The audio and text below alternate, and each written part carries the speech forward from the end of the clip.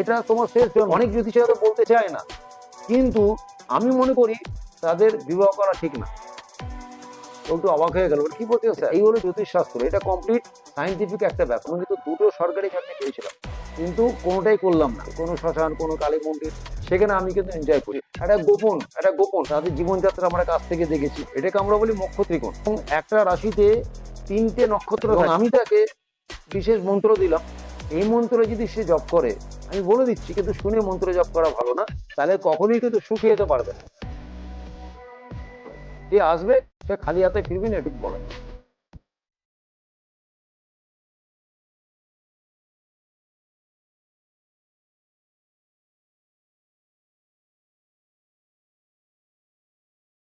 আপনার ভাগ্যে কি অপেক্ষা করছে? চাকরি, ব্যবসা, ভালোবাসা, নাকি জীবনের নতুন সুযোগ? জ্যোতিষ ইম্প্যাক্ট সব সময় আপনার সাথে। এখনই সাবস্ক্রাইব, লাইক আর শেয়ার করুন। নমস্কার, আমি প্রফেসর ডক্টর সুকুমার শাস্ত্রী। জ্যোতিষ ইম্প্যাক্ট চ্যানেলে আপনাদের স্বাগত। অ্যাস্ট্রোলজি ফিল্ডে আমি 35 বছর ধরে আছি। আমি কলেজ অফ ওয়ার্ল্ড অ্যাস্ট্রোলজি রিসার্চের প্রেসিডেন্ট, প্রিন্সিপাল, ফাউন্ডার।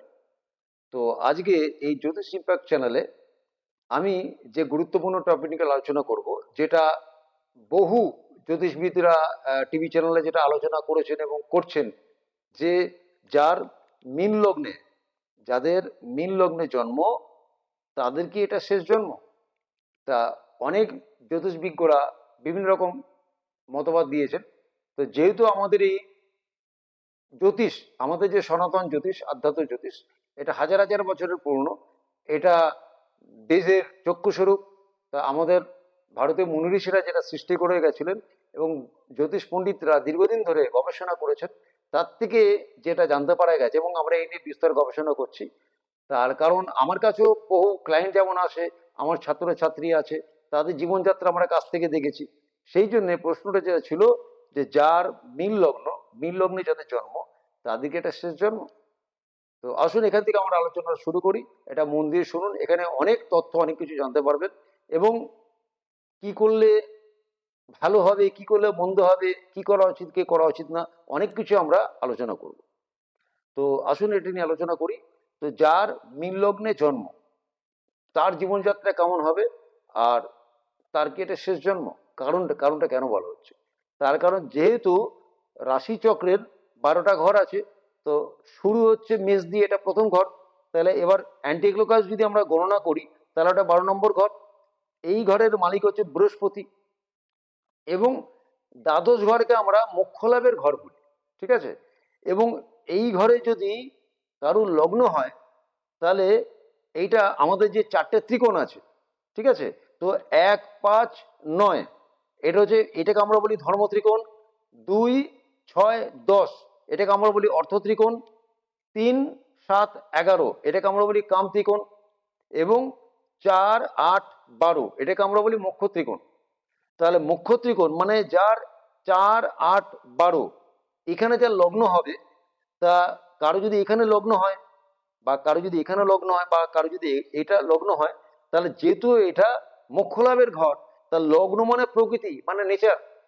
তাহলে তার জীবনে সে যাই করুক না কেন, তার লক্ষ্যই থাকবে ঈশ্বর প্রাপ্তি। সেটা তো বাইরে থেকে বোঝা যাবে না, কিন্তু তার সাথে কিছুদিন মিশলে বোঝা যাবে যে এর প্রকৃতির মধ্যে এর চাহিদাই হবে, সে যে কর্মই করুক, ব্যবসা করুক, চাকরি করুক, যে প্রফেশনই থাক, তার কিন্তু ভিতরে ভিতরে তার ঈশ্বর প্রাপ্তি, মোক্ষ লাভের দিকে আকর্ষণ থাকবে।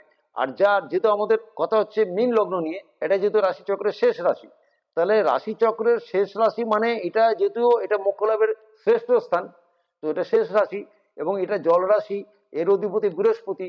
তো আমাদের দেবতাদের পুরো বৃহস্পতি, বোঝা গেল? এবং এটা ফিমেল প্ল্যানেট। তাহলে এইটা যাদের লগ্ন হবে, তাদের প্রকৃতির মধ্যে নরম, কোমল, মায়া মমতাপূর্ণ, কিন্তু এটা তার জ্ঞানী হবে। যেহেতু দেবতাদের পুরো বৃহস্পতি, তাহলে তাদের মধ্যে একটা আধ্যাত্মিক চিন্তা ভাবনা থাকবে, তারা সৎ হবে। এবার যেহেতু একটা রাশি 30 ডিগ্রিতে হয়, এবং একটা রাশিতে 3টে নক্ষত্র থাকে, এখানেও 3টে নক্ষত্র আছে। প্রথম যে নক্ষত্রটা, এটা পূর্ব ভাদ্রপদ, উত্তর ভাদ্রপদ, রেবতী। পূর্ব ভাদ্রপদ হচ্ছে বৃহস্পতি নক্ষত্র, উত্তর ভাদ্রপদ শনি নক্ষত্র, রেবতী হচ্ছে বুধের নক্ষত্র। তাহলে যদি কারোর লগ্ন যদি এর মধ্যে কোনো একটা লগ্নে পড়ে, তাহলে হয়তো কর্মের কিছু পরিবর্তন হবে, কিন্তু তাদের সে যে কর্মেই করুক, চাকরি করুক, ব্যবসা করুক, যে প্রফেশনেই থাক না কেন, তার জীবনের মূল উদ্দেশ্য হবে কর্মের দ্বারা যেমন সংসার প্রতিপালন করা, কিন্তু তার জীবনের মূল লক্ষ্য হবে ঈশ্বর সাক্ষাৎ, ঈশ্বর প্রাপ্তি, বা এরপর কি আছে আমি জানি। এবার ধরুন যার এইটা লগ্ন, যার মীন লগ্ন এবং মীন রাশি যার হবে, তো লগ্ন থেকে যেমন প্রকৃতি, তার ভিতরে ক্যারেক্টার, এবং রাশি থেকে আমরা বিচার করি মন মানসিকতা, তার মন মানসিকতা কেমন হবে।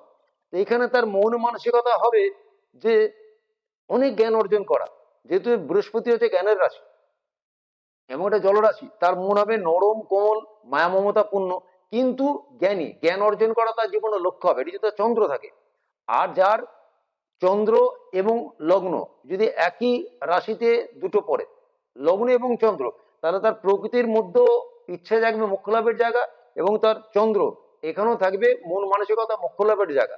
আপনার ভাগ্যে কি অপেক্ষা করছে? চাকরি, ব্যবসা, ভালোবাসা, নাকি জীবনের নতুন সুযোগ? জ্যোতিষ ইম্প্যাক্ট সব সময় আপনার সাথে।